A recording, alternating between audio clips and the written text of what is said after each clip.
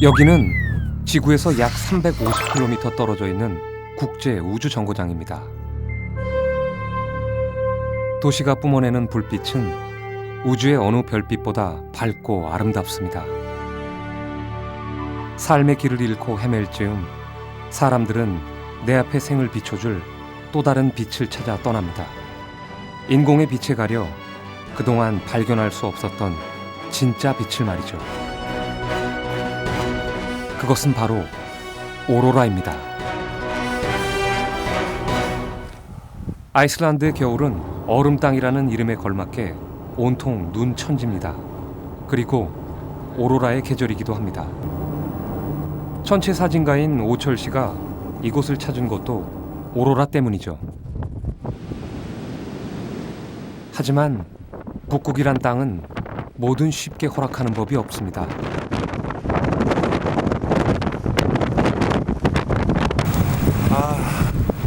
말 갔다가 하늘이 파란 하늘 보이더니 금방 이렇게 우박 맞고 비 오고 그러네요. 참, 날씨 이건 알 수도 없는 거야 이거. 어떻게 찾아온 곳인데 사진가의 사전엔 포기란 없습니다. 호시탐탐 하늘이 열리기를 기다립니다. 대체 오로라가 뭐기에 오철 씨는 이런 고생을 자처하는 걸까요? 고등학교 때였어요. 그때 재밌는 별자리 여행이라는 책이 나왔는데 그 책을 보고 완전히 별에 빠져버린 거예요. 그때 이후 그에겐 밤이건 낮이건 하늘을 보는 습관이 생겼습니다. 하지만 대학은 천문학과 대신 조선공학과를 선택했죠. 그리고 우리나라의 네로라 하는 조선업체에 취직합니다. 일 자체는 재미가 있었는데 그 직장인으로서의 삶은 행복하지 않았어요. 그러던 중에 캐나다에 오로라를 보러 가는 행사가 있어서 제가 천체 사진 전문가로 따라가게 됐거든요. 가서 보니까 틀에 박힌 직장 생활을 하는 사람은 저밖에 없던 거예요. 뭐 만화가, 사진가, 블로거 다들 자기 좋아하는 일을 하면서 살고 있더라고요. 그러고 오로라를 보고 와서 사표를 냈죠. 오로라는 그의 인생의 터닝 포인트였습니다. 가슴 뛰고 행복한 일이죠. 이렇게 또다시 오철 씨는 그의 인생을 채워갈 오로라를 기록합니다.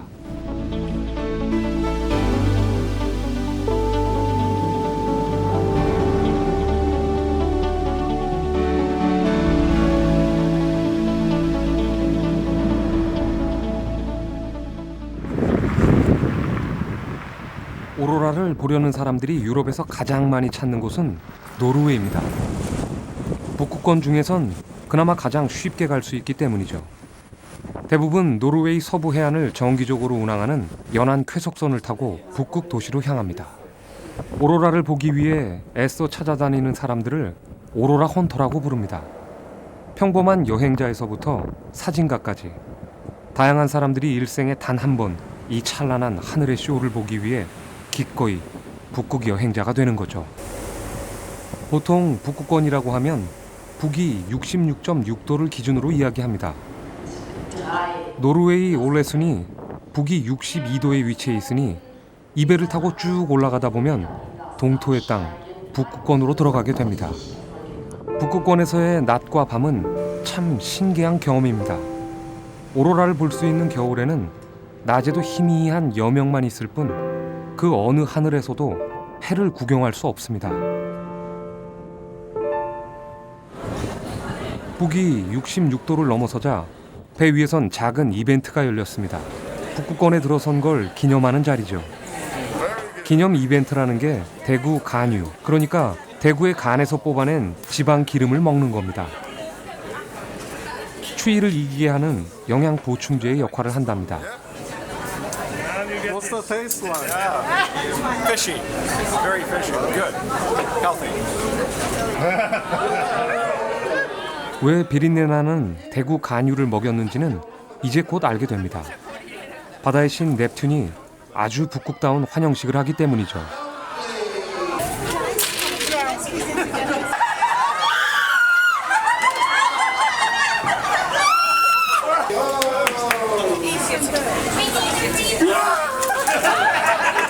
정신이 번쩍 드는 오싹한 환영식입니다.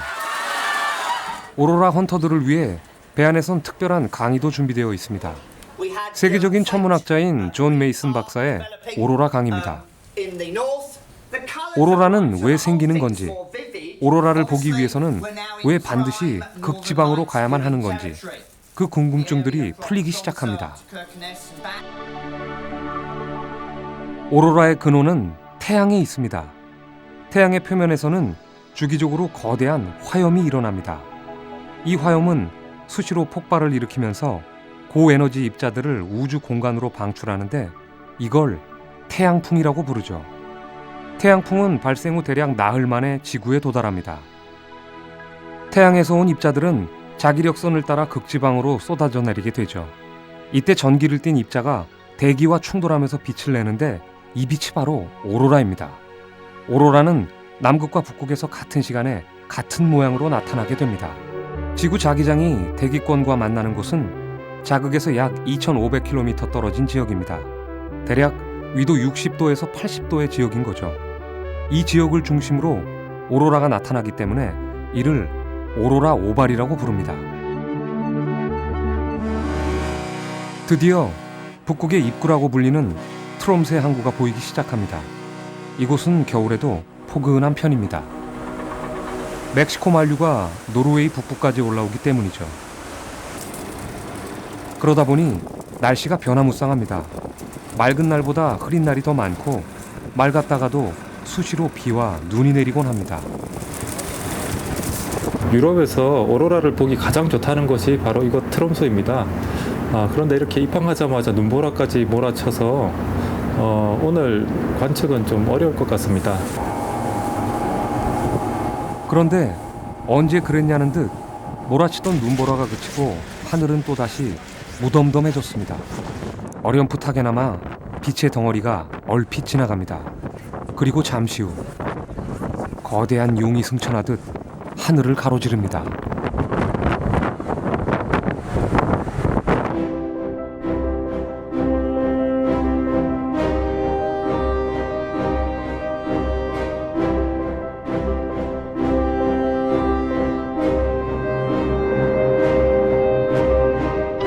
바다 위에서 바라보는 오로라는 그 어떤 배경도 없는 날 것 그대로의 온전한 모습입니다. 옛사람들은 이것이 신이 화내는 것이라 생각했습니다.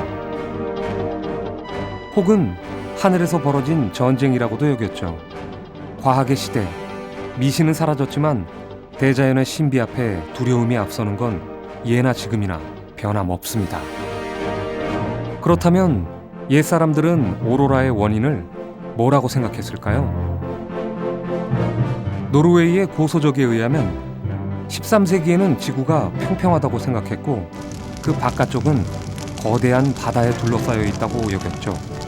그런데 세상의 끝에 거대한 불이 나서 그 빛이 하늘에 반사된 것이 오로라라는 겁니다. 혹은 지평선 아래로 내려간 태양에서 나오는 빛이 하늘에 반사된 것이라고 추정했답니다. 이후 북극광의 정식 이름인 오로라 보레알리스를 처음으로 사용한 사람은 이탈리아의 과학자 갈릴레오 갈릴레이였습니다. 갈릴레오는 인류 최초로 망원경을 이용해 태양의 흑점을 발견하기도 했죠. 그리고 어두운 하늘을 밝힌다고 해서 새벽의 여신인 오로라의 이름을 따게 된 겁니다. 로마 신화에 등장하는 여명의 신 오로라는 매일 아침 태양보다 앞서 세상에 이슬을 뿌립니다. 이름 그대로 동터오는 새벽처럼 오로라는 세상을 서서히 밝히는 빛인 거죠.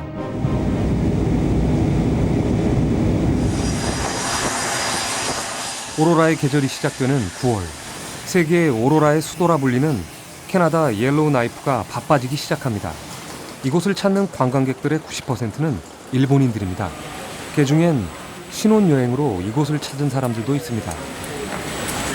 新婚旅行でオーロラ見たくって来ました。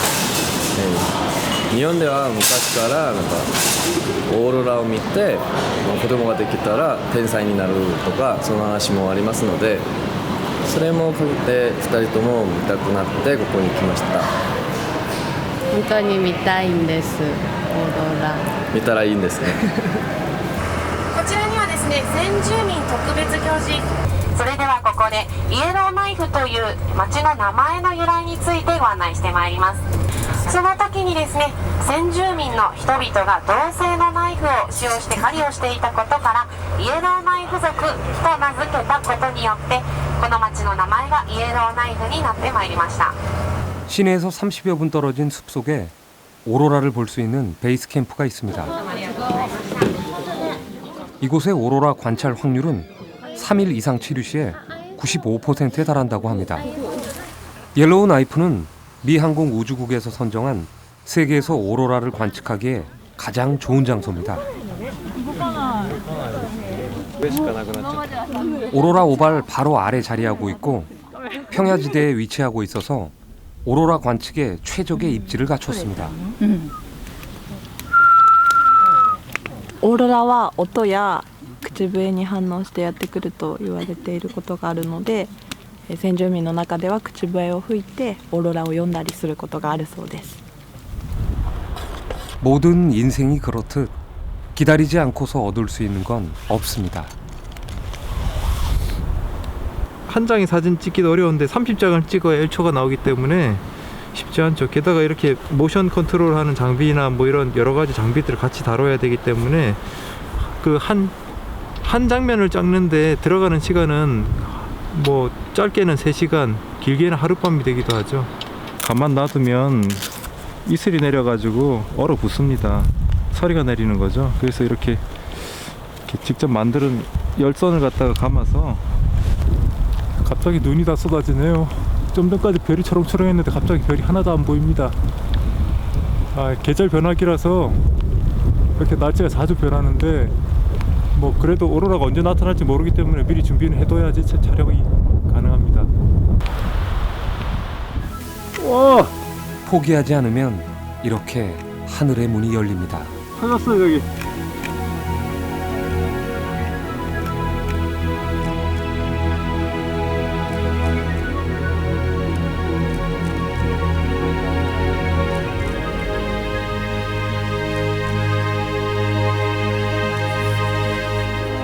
하늘과 호수에서 빛의 이중주가 펼쳐집니다.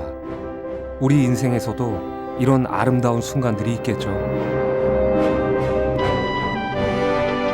한순간 불태워 덧없이 사라지더라도 영원히 마음속에 남을 수밖에 없는 그 반짝하는 순간. 어쩌면 우리 모두는 저마다의 오로라를 찾아가는 인생을 살고 있는지도 모릅니다.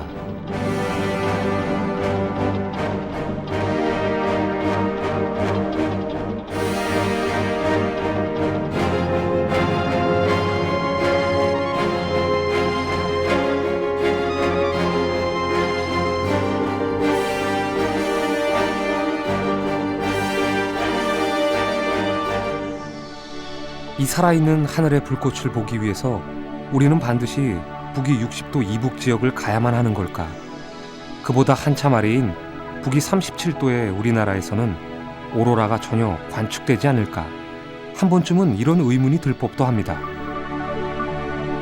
재미있게도 우리나라에서도 기원전 35년 고구려의 기록을 시작으로 700여 건이 넘는 오로라와 관련된 기록이 있습니다. 서기 34년 백제의 기록을 보면 4월 동쪽에 붉은 기운이 있었다. 그리고 182년 고구려의 기록에는 붉은 기운이 마치 뱀과 같았다고 묘사하고 있습니다. 1130년 고려의 기록에는 좀 더 구체적으로 오로라를 표현하고 있습니다. 붉고 검은 기운이 동북 쪽에 나타났는데 그 둘레가 20척쯤 됐다. 그리고 이 기운은 마치 새가 날개를 터는 것 같았다고 서술하고 있습니다. 그런데 여기서 의문이 드는 건 다들 적기, 다시 말해 붉은 기운이라고 묘사하고 있다는 거죠. 우리가 봐온 오로라는 대체로 초록색인데 말입니다. 이탈리아, 독일, 프랑스 지역에서도 비슷한 기록이 있습니다. 이 그림은 독일 화가가 그린 1591년 10월 5일 밤 뇌른베르크 근처 하늘에서 나타난 현상입니다. 여기서도 하늘을 물들이고 있는 건 붉은색입니다. 오로라가 붉은색으로 나타나다 보니 유럽의 저위도 지역에서는 오로라를 재앙이나 역병, 전쟁과 같은 불길한 전조로 여겼답니다. 그런데 왜 우리나라를 비롯해 유럽 각국에서는 오로라가 붉은색을 띠는 걸까요? 일반적인 오로라는 초록색인데 상층부에 일부 붉은기의 오로라가 보입니다. 태양풍이 강렬해지면 오로라를 볼 수 있는 오로라대가 확장되고 따라서 낮은 위도 지역에서도 오로라를 볼 수 있게 됩니다. 지구가 둥글기 때문에 위도가 낮아졌을 경우 북극지방 상층부에 보이는 붉은색의 오로라만을 볼 수 있게 됩니다. 올해 들어 여러 차례 미국처럼 위도가 낮은 지역에서 붉은 오로라가 관측되고 있습니다. 그 어느 때보다 태양의 활동이 활발하기 때문에 볼 수 있는 현상입니다.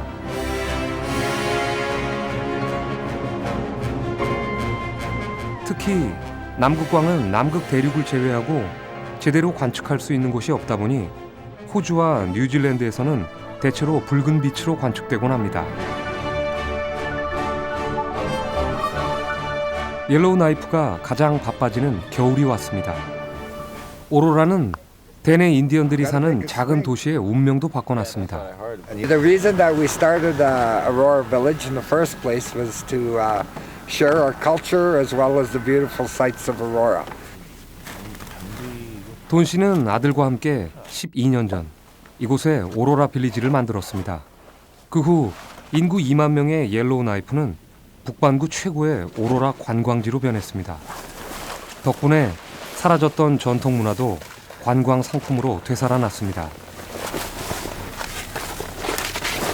One of our legends with our culture is that those that have passed on, for example, like your grandfather, your grandmother, that's them. They're dancing in the sky. They're having a lot of fun now. And they're always watching over you. So you always feel that comfort when you see Aurora. You feel a comfort that your elders are watching over you. You also feel joy because you know your elders are happy. They're dancing in the sky. That's what Aurora is to us. 옐로우 나이프의 숲은 밤이 되면 마치 오로라 쇼를 준비하는 무대로 변합니다. 오늘은 한국 관광객들이 이곳을 찾았습니다. 오로라에 대한 기대와 설렘은 물론이고 동토의 추위마저도 관광객들에겐 신기한 체험이 됩니다. 영하 30도에선 꽁꽁 언 바나나가 망치를 대신할 수 있고 뜨거운 물은 공기 중에서 바로 기체가 되어버리는 신통방통한 과학 실험장이 됩니다. 하지만 정작 중요한 주인공은 나타날 기미가 보이질 않습니다. 여전히 날씨가 걸림돌인 거죠. 오로라는 3대가 덕을 쌓아야 볼 수 있다 그런데 저희는 못 보니까 제가 덕을 쌓아서 제 손주가 볼 수 있게 단 한 번도 경험하지 못했기에 사람들은 예측할 수 없는 기대를 품고 밤을 지새웁니다. 기다림에 지쳐갈 즈음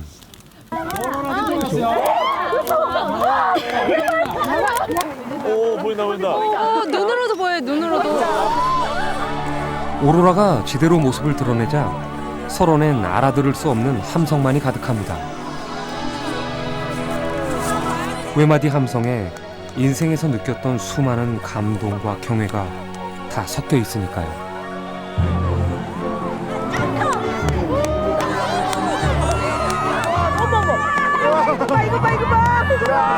소원 이룬 것 같아요.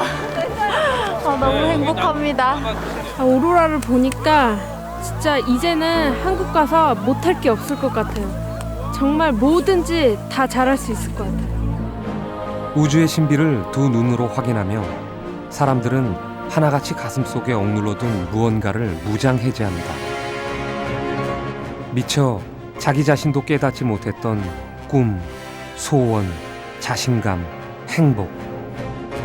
그 모든 것을 밖으로 끄집어내게 만드는 오로라는 참 신기한 힘을 가졌습니다. 이 광대한 우주 속에서 인간은 아주 짧은 순간을 살다 갈 뿐이거든요. 주어진 시간 안에 무엇을 보고 무엇을 느끼고 가면 후회가 없을까. 저는 오로라를 보는 게 꿈이었어요. 실제로 오로라를 보고 제 인생도 바뀌었고 정말 신비롭잖아요. 저 밤하늘 꽉 채우고 그냥 빛이 쫙 쏟아지는 그 오로라, 그 신비로움을 요즘 힘든 분들 많은데 보고 위안을 받고 정말 새삼을 꿈꾸는 그런 계기가 되면 얼마나 좋을까, 그런 생각을 합니다.